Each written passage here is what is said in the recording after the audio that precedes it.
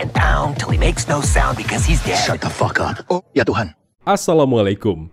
Deadpool and Wolverine mengejutkan bagi fans, datang sejak diumumkannya akuisisi superhero Marvel Fox ini oleh Disney. Hype-nya yang tinggi, ekspektasi yang gak kalah tinggi juga. Sebenarnya filmnya nggak salah, yang salah adalah kita. Karena masih aja percaya kalau semua akan kembali ke sedia kala. Marvel Studios akan kembali ke kodrat awalnya, gitu kan? Nah faktanya, mereka hanya mencari cuan dari para fans fanatik seperti kita-kita yang haus akan gairah superhero kesayangannya.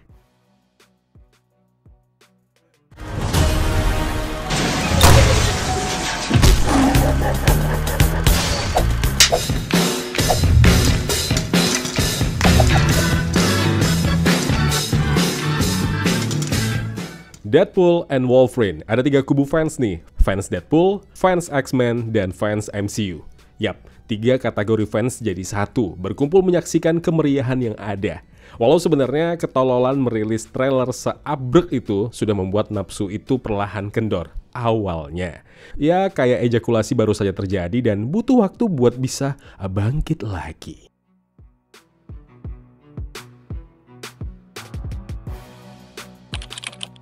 Wade Wilson alias Deadpool, karena ulahnya yang sudah mengotak-atik garis waktu di akhir film Deadpool 2, justru membuatnya jadi buronan TVA. Ya bukan seperti TVA pada umumnya di mana jika ada varians yang merusak garis waktu, di mana dia akan dihukum reset.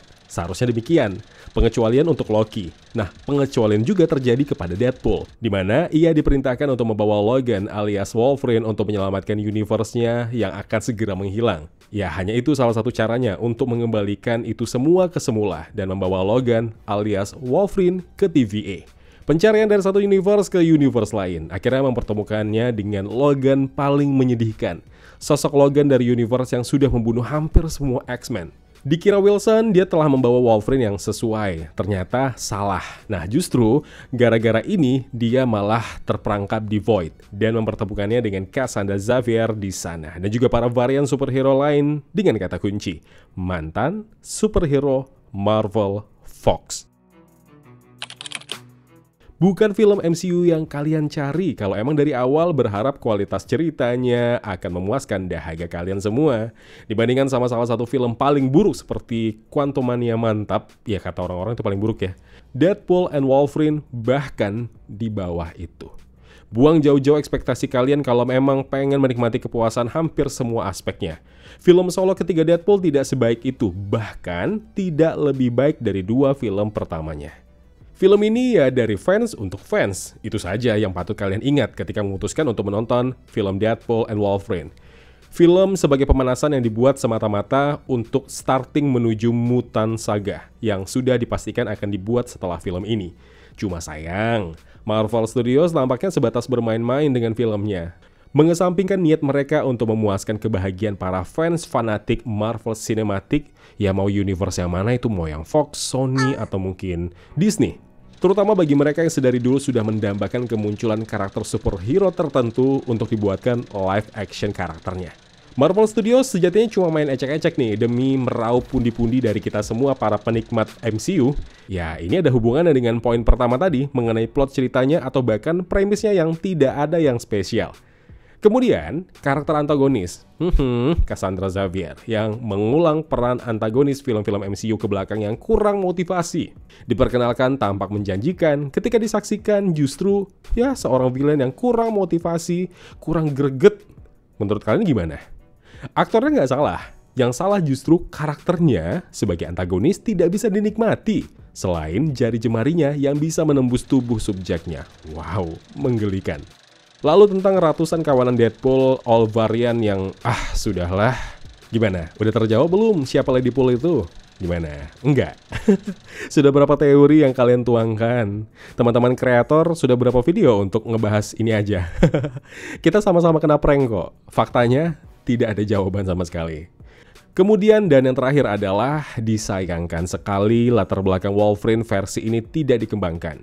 Kilas baliknya begitu penting sebenarnya, karena tidak semua orang tahu itu. Apa yang memotivasi dia untuk membunuh musuh dan juga teman-temannya sendiri, para kawanan X-Men. Sampai akhirnya ia bertemu dengan Deadpool. itu tidak ada diceritakan, kecuali sebatas menyingkap rasa bersalah Logan atas tindakannya.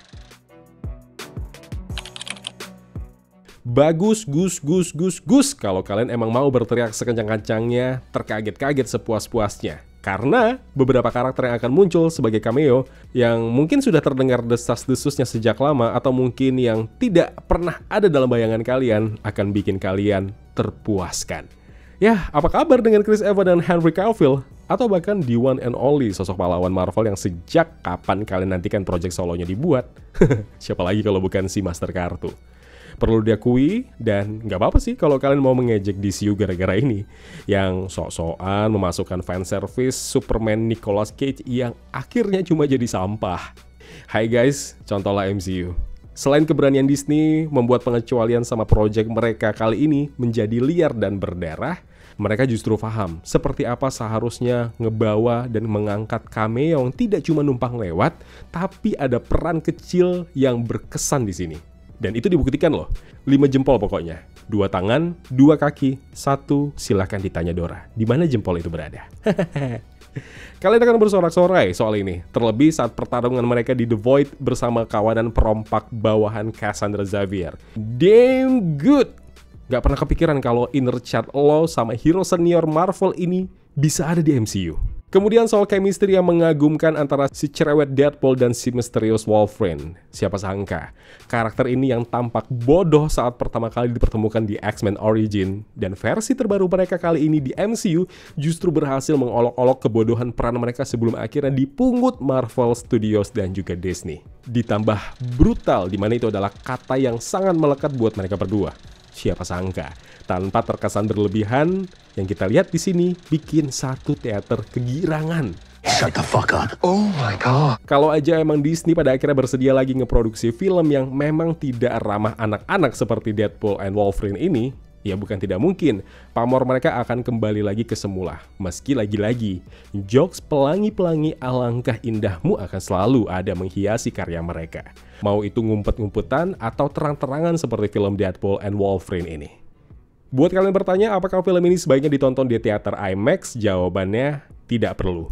Silakan ditonton di teater manapun yang tersedia di kota kalian dan sesuaikan dengan budget kawan-kawan. Dan ingat juga sayang, ulasan ini bukan ulasan yang perlu kalian percayai. Karena beda penonton, beda cara menikmati sebuah film. Semua boleh suka dan semua boleh tidak suka. Intinya semua film punya pasar penikmatnya masing-masing. Share video ini kalau menurut kalian berguna, like dan komen ulasan atau teori kalian tentang film ini. Please subscribe biar kawan review bisa tembus 100.000 subscribers tahun ini. Amin. Terima kasih semua, Zain pamit. Wassalamualaikum.